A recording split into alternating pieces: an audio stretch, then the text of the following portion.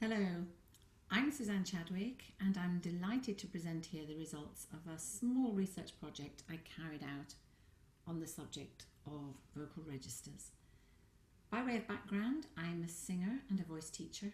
I live in Dublin and I work as a peripatetic teacher in 2 schools and also teach in my own private studio. This project formed part of the MA in Voice Pedagogy that I completed recently through Voice Workshop and the University of Wales, Trinity St David. And I chose this area to research as I felt I really needed to be better informed as a voice teacher and to be able to explain the issue to my students. There is a good deal of debate and confusion around the subject of vocal registers and also in the terminology used. And here are a couple of definitions that I find particularly useful. In 1894, Garcia defined a register as a series of consecutive homogeneous sounds produced by one mechanism, differing essentially from another series of sounds equally homogeneous produced by another mechanism.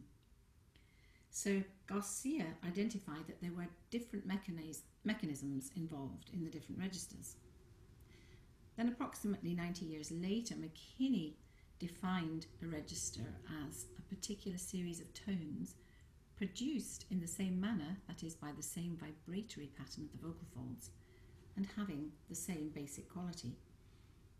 So McKinney identified that the vibratory pattern of the vocal fold was important in distinguishing between the registers.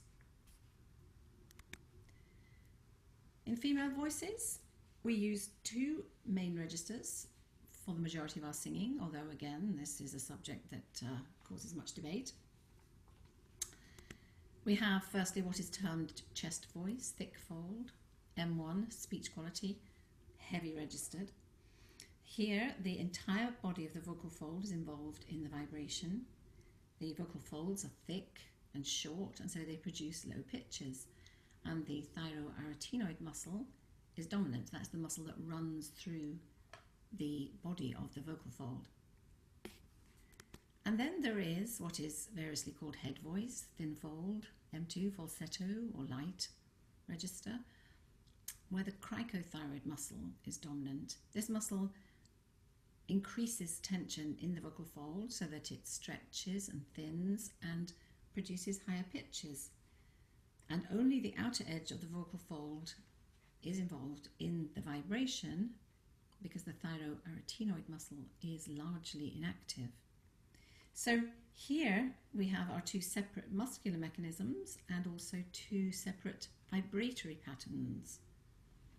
I tend to use a mixture of the terminology. I talk about chest voice, thick fold, M1, depending on what the student understands. It's just really important that the student understands what you're talking about. The transition between these registers is what we call the first passaggio, and it's the goal of classical singing to create a homogeneous tone throughout the entire range without any perceptible break. So the singer needs to be able to make automatic muscular adjustments so that this transition is smooth. In the studio, the problems that I encounter are that students may have difficulty in accessing one register or the other.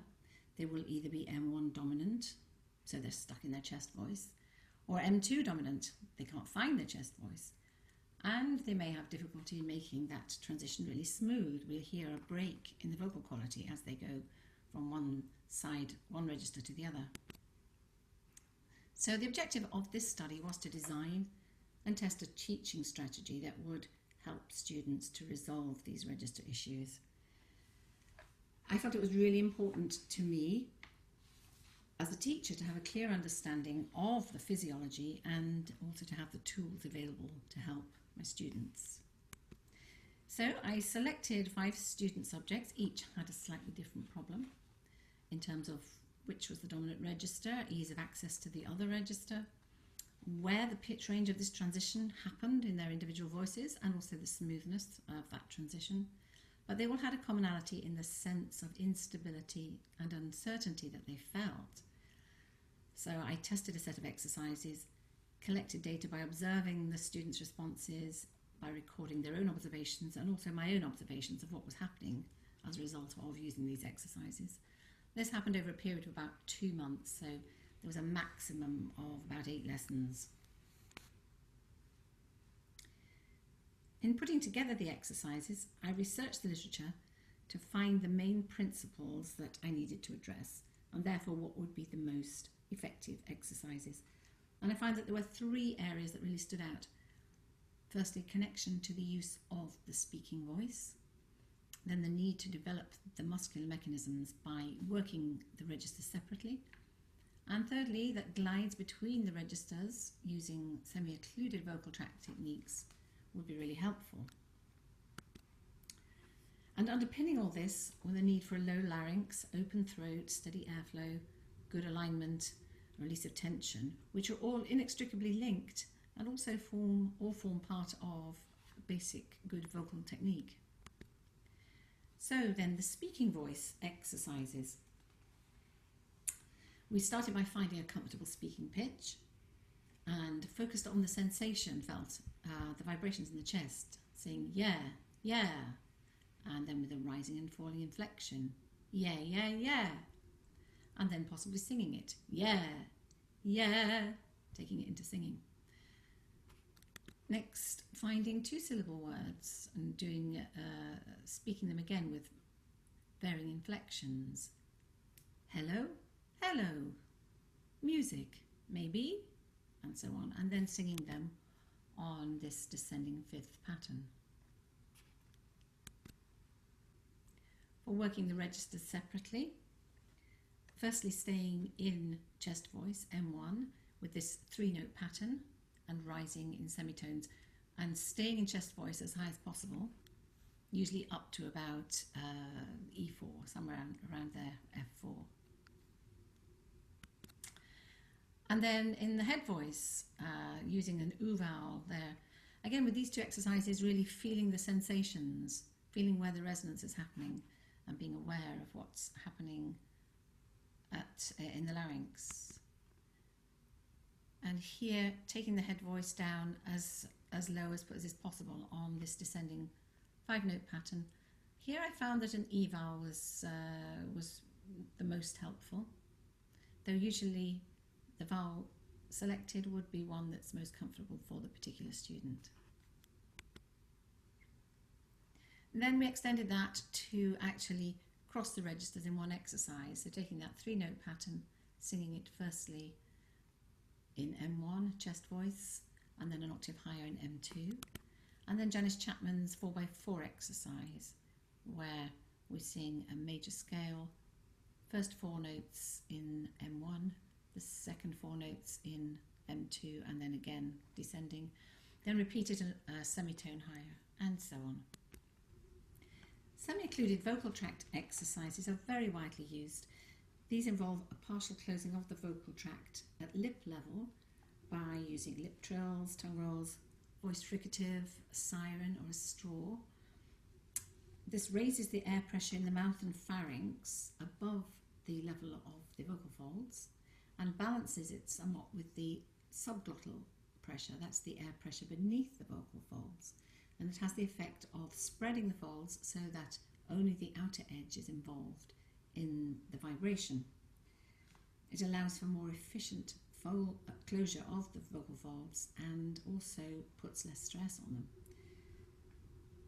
So we used various methods of semi-occlusion on this descending 5th pattern and also on descending arpeggios over an octave, just gliding down.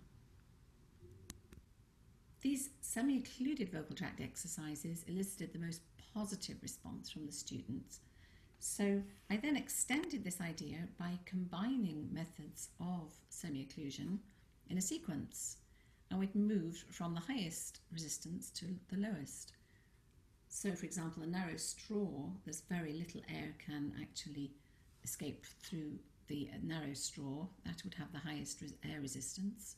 Next, the wide straw, then a lip trill, then a voiced fricative, then the siren, the ng sound, and finally a close vowel, which is the most has the least resistance in this sequence. And we applied that sequence to the descending fifth pattern. It was very laborious. We'd go through the entire sequence on the descending fifth at one pitch level and then repeat it all a semitone lower and so on. But again, the students responded very positively. So, flushed with success from using this, we then applied it to fragments of melodies that were causing problems for the students. Here, in these two melodies, the square brackets show the point at which the register shift has to take place. So we took the melody, the phrase, and applied that semi-occluded sequence to it, starting with a narrow straw, and then eventually put the text back in. And the students found that the register shift became much easier once they'd been through the sequence. They also found that phonation in that tricky area in the passaggio was much clearer and much more stable.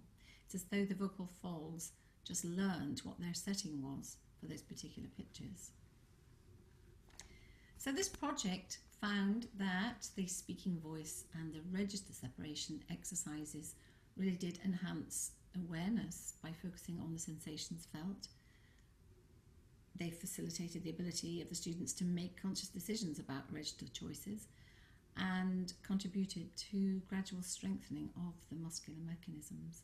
But it was the semi-occluded vocal tract exercises that had the most overwhelming positive response, especially for managing the passaggio and especially where we used the sequence of decreasing resistance. Inga Tietze explained that registers disappear because edge vibration of the vocal folds is facilitated when we're using semi-occlusion of the vocal tract, and that is exactly what we experienced. All the participants reported much greater awareness of what was going on and just a lot more confidence. This study was somewhat limited. I only had 5 students and it was only over a very short period. And also the data we collected was very subjective. It was just the students' own observations, my observations as to what was happening. I carried out this project approximately 2 years ago, and since then we've kept using the exercises to even greater positive effect. I tend not to use straws any longer. These days we're a bit more aware of single-use plastics and also hygiene.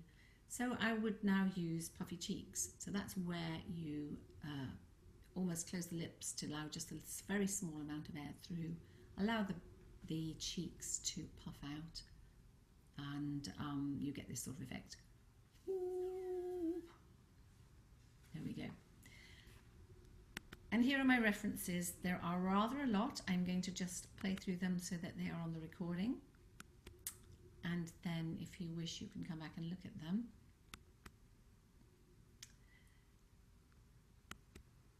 There we go. There are a lot. And thank you very much for listening. Thank you.